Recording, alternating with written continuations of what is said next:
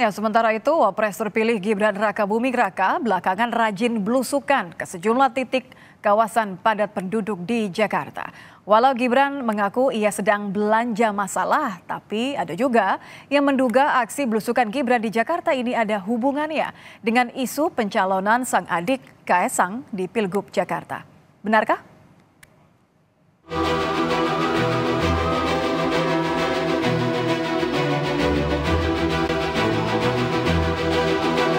Iya, ini salah satu. Ya, ini termasuk belanja masalah.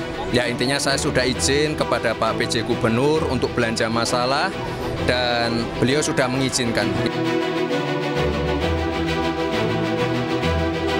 Urusan mencalonkan itu juga urusan partai politik. Saya bukan ketua partai.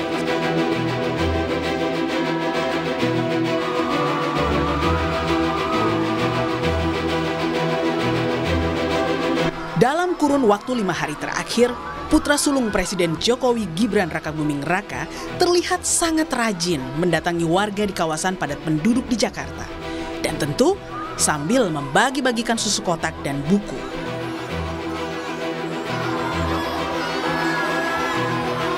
Rabu 3 Juli, Gibran turun ke 3 titik kawasan padat penduduk di wilayah Johar Baru, Jakarta Pusat dan Pasar Manggis Setiabudi, Jakarta Selatan.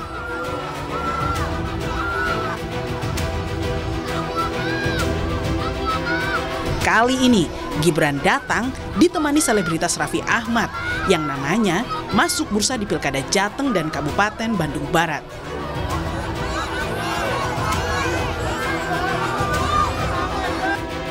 Sebelumnya, pada Jumat 28 Juni lalu, Gibran turun belusukan ke kawasan Tegal Alur Kalideres, Jakarta Barat bersama PJ Gubernur DKI Budi Heru.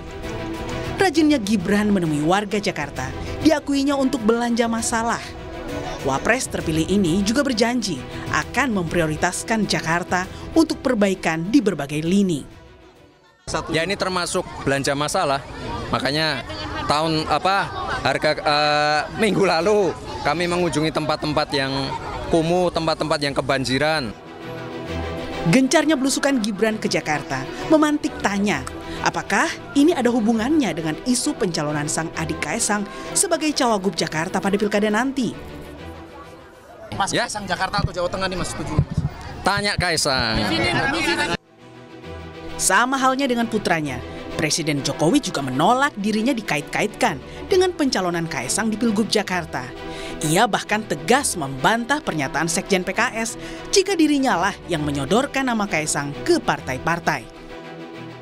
Saya tidak pernah menyodorkan kepada siapapun, kepada partai juga tidak pernah. Tanyakan ke partai-partai. Ya. Bantahan Jokowi dan no comment khas Gibran tak lantas diyakini sebagai jawaban tegas soal keberlanjutan dinasti Jokowi di Pilkada nanti. Menurut pengamat, pasca lengser dari kekuasaan, Jokowi tentu tak akan lepas tangan. Jokowi diyakini akan membentuk jaring-jaring kekuasaan yang baru. Pertahanan terkuat pasca lengser ke Prabon, pasca lengser dari kekuasaan adalah membentuk jaring-jaring kekuasaan yang baru. Nah, di dalam konteks ini tentu dibutuhkan penyiapan-penyiapan. Nah, dalam konteks proses menuju ke sana tentu Pak Jokowi tidak akan lepas tangan dari upaya untuk mengawal proses sekaligus juga menata apa yang sudah diniatkan, apa yang sudah dihajatkan. Belusukan sejatinya hal yang bagus dilakukan seorang pemimpin untuk lebih dekat dan bisa mendengar langsung keluhan masyarakat. Namun akan lebih baik jika seorang wapres belusukan secara merata ke sejumlah wilayah di Indonesia yang selama ini kurang mendapat perhatian dari negara. Sehingga tak ada kecurigaan di balik belusukan menjelang pilkada, khususnya di wilayah yang menjadi tempat akan berlaga anggota keluarganya. Tim Liputan, Kompas TV.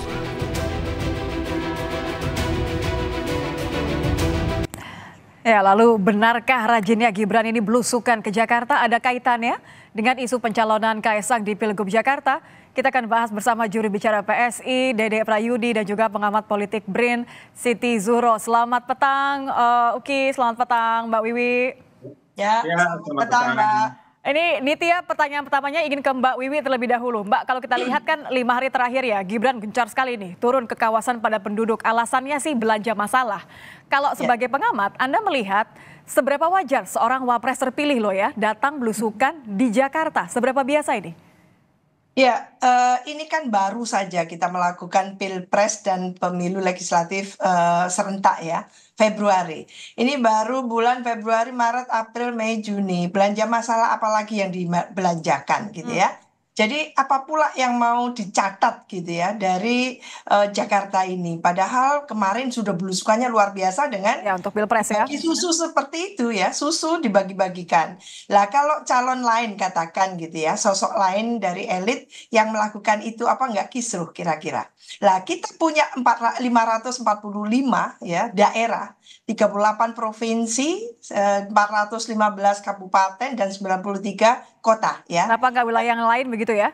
Iya, jadi mampu nggak belanja masalah ini karena pilkadanya serentak ya di 545 daerah. Lah kalau ada konsistensi gitu ya, ada komitmen untuk belanja masalah, atensi kepada semua daerah, mestinya dilakukan saja itu. Bagaimana ke daerah-daerah dengan alasan belanja masalah dengan membagikan susu ke semua daerah-daerah, minimal di provinsi seluruh Indonesia. Oke, jadi kalau analisa Mbak Wiwi ini tidak sekedar belanja masalah seorang wapres terpilih, kira-kira apa kemungkinan lainnya? Belanja untuk siapa mungkin pertanyaannya? Ya, dalam politik itu tidak ada yang tidak mungkin ya. Apalagi kita harus lugas dalam hal ini. Dalam politik tidak ada yang tidak mungkin dalam keadaan Indonesia di mana hukumnya seperti ini, lembek seperti ini. Menurut saya apapun ya, manuver politik apapun dimungkinkan.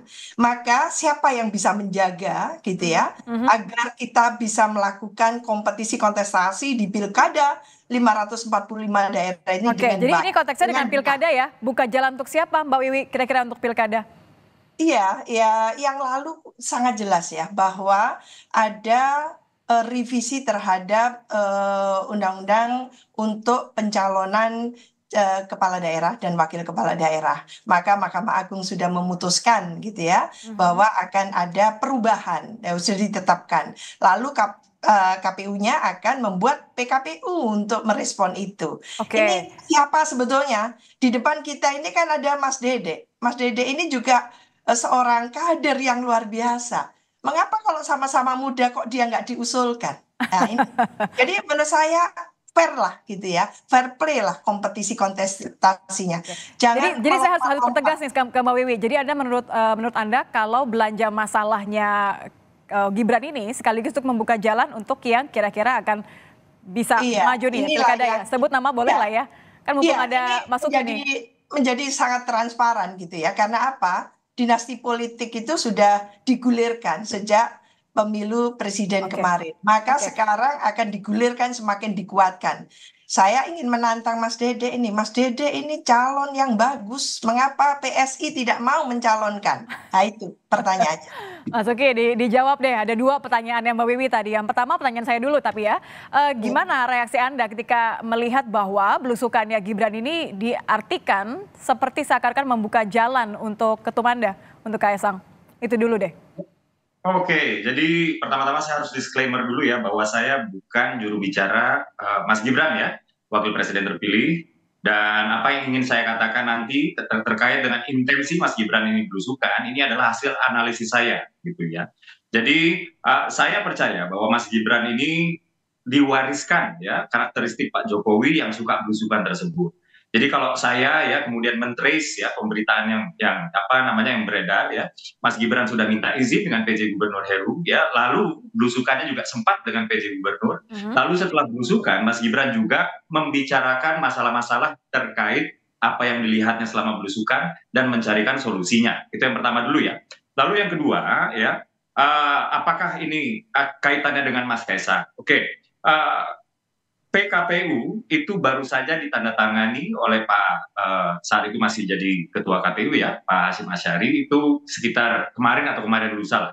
Dan baru saat itu ditandatangani di PSI ini baru dibahas secara intensif terkait dengan apakah Mas Kaisang itu akan maju di pilkada atau tidak. Ya. Jadi selama ini Mbak, yang menggadang-gadang Mas Kaisang akan maju atau bukan, ini justru bukan PSI sendiri. Bahkan di luar koalisi Indonesia Maju yang pertama kali menggadang-gadang Mas Kaisang maju di Jakarta, yaitu apa? PKB DKI yang saat mendeklarasikan Pak Anies, ya, itu Pak Hasbiala Ilyas, Ketua PKB DKI, itu 2 kali menyebut dengan lantang, insya Allah Anies Kaisang menang. Kurang lebih seperti itu ya. Jadi saat itu kami tidak mau mendahului hukum. Nah, ketika PKPU-nya ini sudah ditandatangani, sudah direvisi, ya, baru kami membahasnya secara cukup serius. Dan hari Senin kemarin, ya, saya baru saja bertemu Mas Kaisang.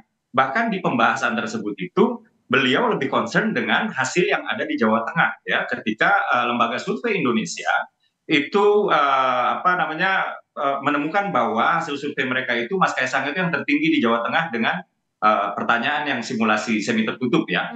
Dan Jakarta, apakah Mas Kaisang akan maju, itu sedang dibahas, ya. Sorry, ini konteksnya maksudnya justru malah Kaisang mempertimbangkan lebih ke Jawa Tengah atau ke Jakarta, Mas Uki? Sorry saya potong. Karena hasil obrolan terakhir justru malah mempertimbangkan, oke deh Jawa Tengah aja gitu? Nah, terkait dengan Jawa Tengah, sebenarnya Koalisi Indonesia Maju itu sudah hampir rampung kesepakatannya untuk mendorong Pak Irjen Lutfi. Gitu. Justru saat itu Mas Kaisang itu agak kaget gitu ya, bahwa namanya moncer di Jawa Tengah padahal ramainya di Jakarta gitu. Jadi saat itu saya sempat godain Mas Kaisang, ya, saya bilang, Mas, atau nanti kita angkat aja nama Mas Kaisang di Jawa Tengah. Oke. Tapi kalau tanggapan tadi, tanggapannya Mbak Wiwi, kurang lebih seperti itu. Tapi ya, kalau yang mana tuh?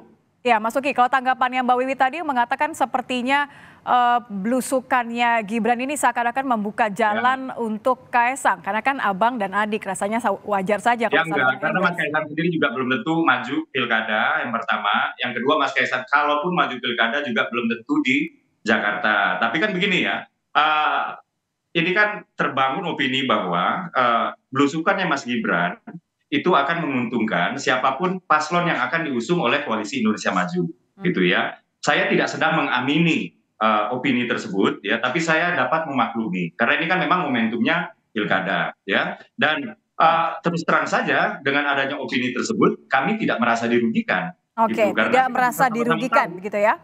Ya, karena kita sama-sama tahu bahwa Prabowo Gibran itu menang di Jakarta pada Pilpres kemarin. Dan apabila kemudian asosiasi politik, ya, Mas Gibran kunjungan ke Jakarta dengan siapapun yang diusung oleh Koalisi Indonesia Maju ini terjadi dan terbangun, ya, bagi kami ini justru suntikan elektoral, Mbak. Oke, jadi kalau tidak keberatan bisa jadi justru malah ditunggu-tunggu supaya menaikkan, ada Gibran efek di sini. Saya ingin tanya ke Mbak Wiwi tapi usai jeda, dan juga ke Mas Uki nanti komentarnya. Tetaplah di Kompas Petang, saudara. Terima kasih Anda kembali bersama kami di Kompas Petang. Saya akan kembali bersama dengan juru bicara PSI, Dede Prayudi, dan juga pengamat politik BRIN, Siti Zuro. Mbak Wiwi, Mas Uki, saya kembali ke Mbak Wiwi deh. Mbak Wiwi, kalau tadi kan jubir PSI sendiri mengatakan bahwa ya nggak apa-apa kalau itu akan menguntungkan Kaisang sendiri. Pertanyaan saya, menurut Anda, Gibran efek yang juga sama seperti Jokowi efek ini akan berdampak seperti apa? Sejauh mana untuk Kaisang? Kan gayanya sama nih, belusukan, bilang enggak secara verbal tapi tetap datang ke Jakarta begitu.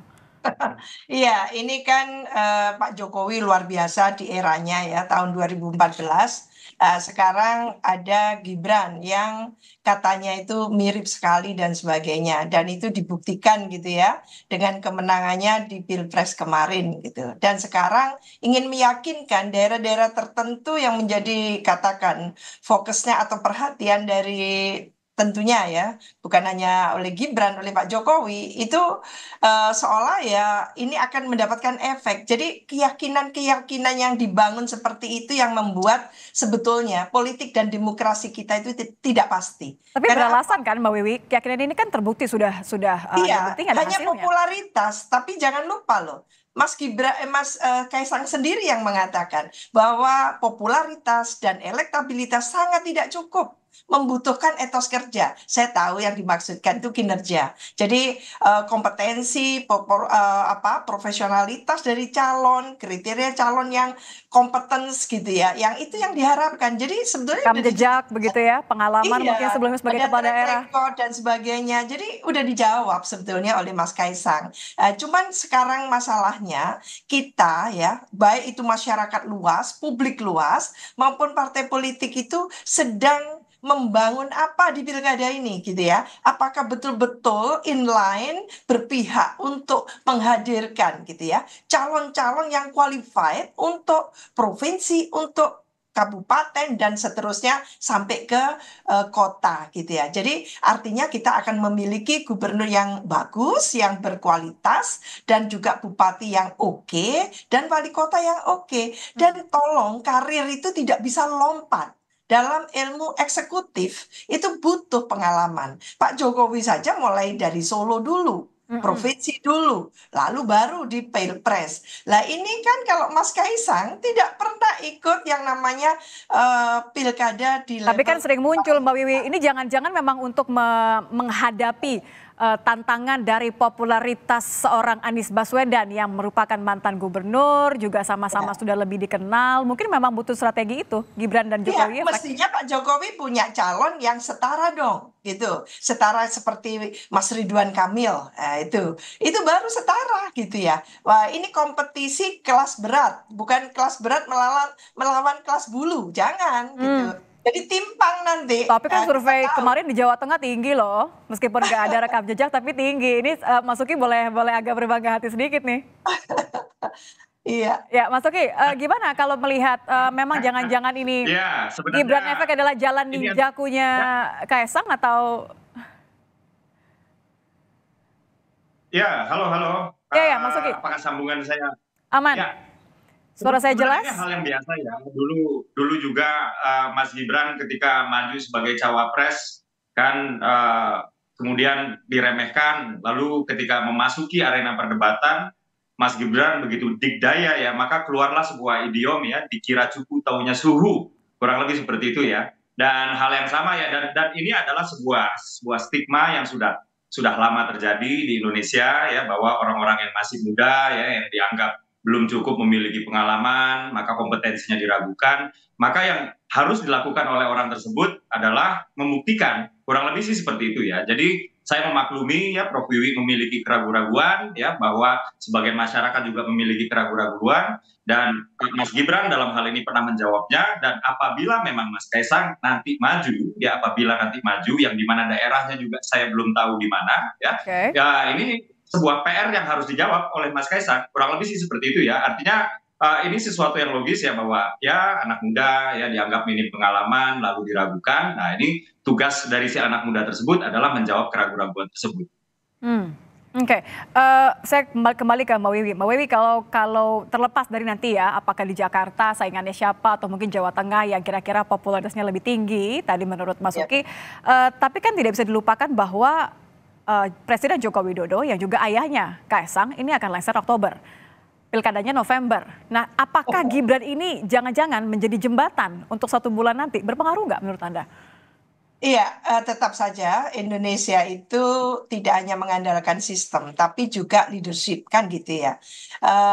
Ini contoh yang sangat konkret ya. Kalau di negara yang sudah mantap ya, pemerintahan dan demokrasinya itu siapapun yang memerintah itu kan mengikuti sistem. Kalau di Indonesia tidak, sistem ada tapi kalau sosok pemimpinnya tidak ingin memajukan negaranya atau katakan melakukan berbagai katakan gitu ya, distorsi dan penyimpangan pelanggaran, ya bisa terjadi seperti itu. Lah tidak ada keterikatannya seperti itulah. Kita sangat was-was karena bagaimanapun juga kekuasaan ini sangat membius. Kekuasaan ini menggoda. Jadi siapapun yang berkuasa pasti akan powerful, Mbak. Menurut saya. Jadi katakan Pak Jokowi sudah purna bakti Oktober nanti, lalu pilkada ini tanggal 27 November. Berarti kan sebulan lebih setelah itu. Iya, kan tanggal 22 ya. Jadi tanggal 20 kalau nggak salah pelantikan presiden wakil presiden, maka pilkada itu sebulan lebih, mungkin sekitar 30 hari lebih ya, 35 hari apa seperti itu, baru pilkada. Apakah lalu ada pengaruhnya? Sisanya masih kuat pastinya gitu ya. Belum sampai 1 tahun soalnya, baru beberapa hari lah, katakan puluhan hari. Pasti akan ada pengaruhnya yang luar biasa, dan tentu dalam hal ini Gibran akan all out gitu ya. Kalau memang nanti PSI mengusung Kaisang, apakah itu akan main di dua kaki di Jakarta atau di Jawa Tengah. Kalau nanti prospektif di Jawa Tengah, pastinya akan dibawa ke Jawa Tengah. Kalau di Jakarta ini berat ini yang dihadapi. Kan sudah dapat masukan dari survei utamanya itu yang mengatakan ikan hiu dan sebagainya itu kan. Jadi di Jakarta memang berat. Bahwa bagaimana membius orang Jakarta, masyarakat pemilih Jakarta gitu ya, untuk memilih seorang yang baru datang tanpa ada pengalaman apapun. Itu sulit sekali Mas Dedek menurut saya. Jadi Indo akan tantangannya luar biasa. Mungkin kalau di Jawa Tengah gitu ya, yang sudah diantisipasi bahwa kemungkinan kecenderungan dari Mas Kaisang itu katakan gitu ya tinggi keterpilihannya, tapi tidak jaminan sama sekali hasil survei itu.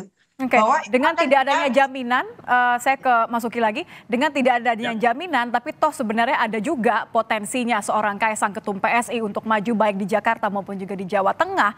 Anda melihatnya bagaimana Mas Uki dengan pendapat atau penilaian bahwa wah Kaisang ini nampaknya memang butuh dukungan dari sang abang dan juga bapak nih, Gibran dan juga Jokowi.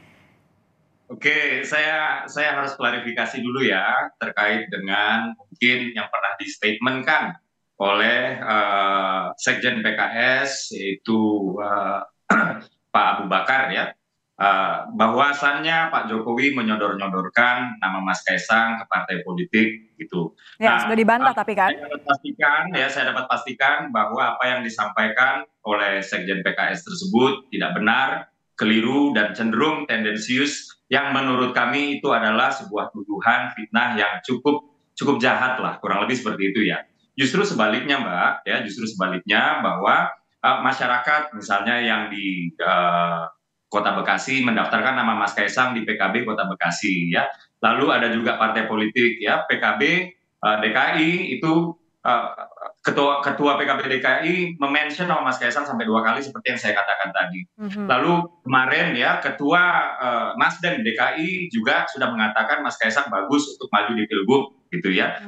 Mas Bibi yang mengatakan ini, lalu juga Pak Zulhas. Jadi adalah sebuah kekeliruan yang tidak berdasar apabila dituduhkan Pak Jokowi menyodor-nyodorkan nama Mas Kaisang gitu ya. Nah, terkait dengan pertanyaan tadi ya, apakah akan di Jawa Tengah, apakah akan di DKI Jakarta? Nah, ini masih abu-abu karena apakah Mas Kaisang akan maju atau tidak saja ini masih intensif dibahas sekarang. Dan nunggu apa sampai yakin? Pembahasan ini nggak hanya di internal PSI, Mbak, karena ini kami bertekad untuk menjaga kekompakan dan soliditas Koalisi Indonesia Maju. Tadi sempat agak terpotong ya ketika saya bicara, yaitu apa?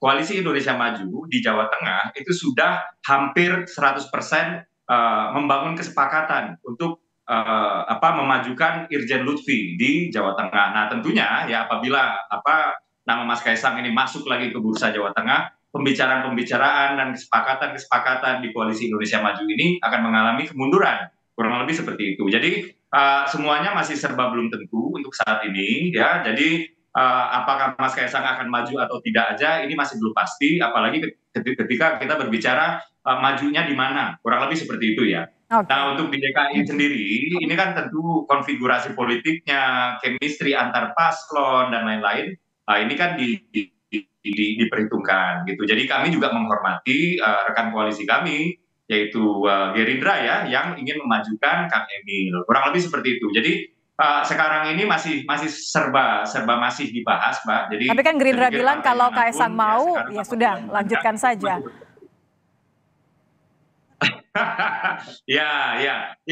Ada yang bilang ya, kemarin juga saya ngobrol sama Bang Riza Patria ya, disebutkan bahwa Gerindra menunggu PSI. Nah, cuma kan di Koalisi Indonesia Maju ini kan nggak hanya Gerindra dengan PSI ya, artinya ada juga Golkar, ada juga Demokrat yang menginginkan Bang Jansen Sitindaun untuk maju di DKI, misalnya seperti itu ya. Dan tentu semuanya harus dibawa ke meja ya secara bersama-sama, Mbak. Jadi sampai dengan saat ini semuanya masih serba belum tentu. Semua ya, masih wait and see. Baik, terima kasih.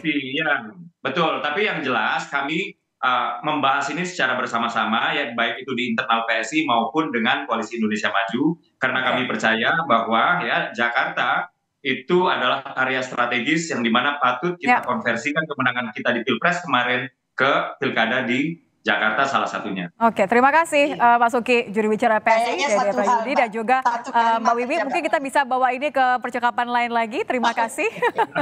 Pengamat politik BRIN Siti Zuhro sudah bergabung bersama kami di Kompas Petang. Selamat petang.